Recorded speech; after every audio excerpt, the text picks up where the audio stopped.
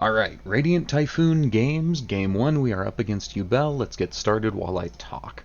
So, I'm gonna be completely honest, I don't think I lost a single game this week while trying to record for this, and what's worse than that, I suppose, is that I got exactly one game I would consider good. That's gonna be game 3 this video.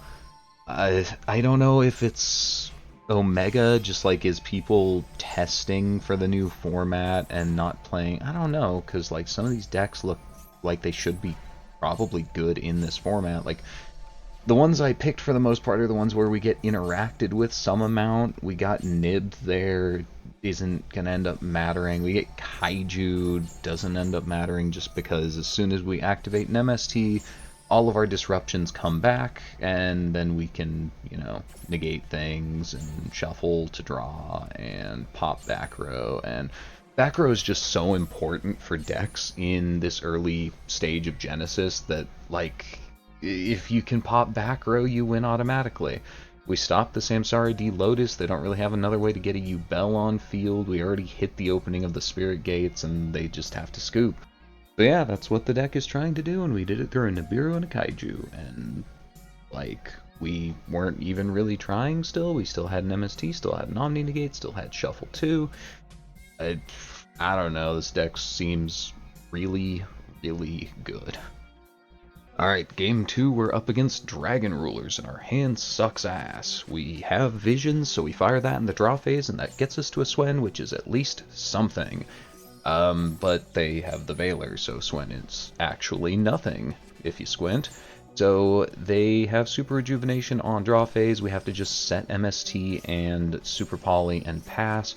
Thankfully, we also have the Droll in hand, which is really, really good against Dragon Rulers, so they kind of have to go on the Foolish Burial plan now, but the Foolish Burial plan isn't that great for them, especially considering they normal summon an extra Veiler, which gets them super polyed, and then they just have to pass back to us on nothing, because they used everything in their hand trying to accomplish something through the Droll, and we managed to deal with that, so they've got nothing.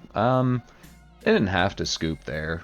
Like, we've got 0 cards in hand and 0 relevant cards on field or in grave, and kind of, I think they might have been favored if they stuck around just because they have Blaster for follow-up. I don't know, man, but yeah, they scoop it up there. Alright, on to the only actual game I managed to get this week. And last up, we are up against, I'm not sure, Dragon Maid's Lightsworn Fiendsmith, I guess, is what it looked like. We're going first. Swen is the only starter we have. We've got lots of interaction, but we don't have much actual engine, so our board's going to be okay by the end of this.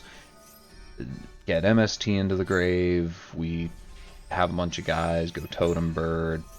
We're going to actually pop this chant like 3 times over the course of this game, which is kind of funny.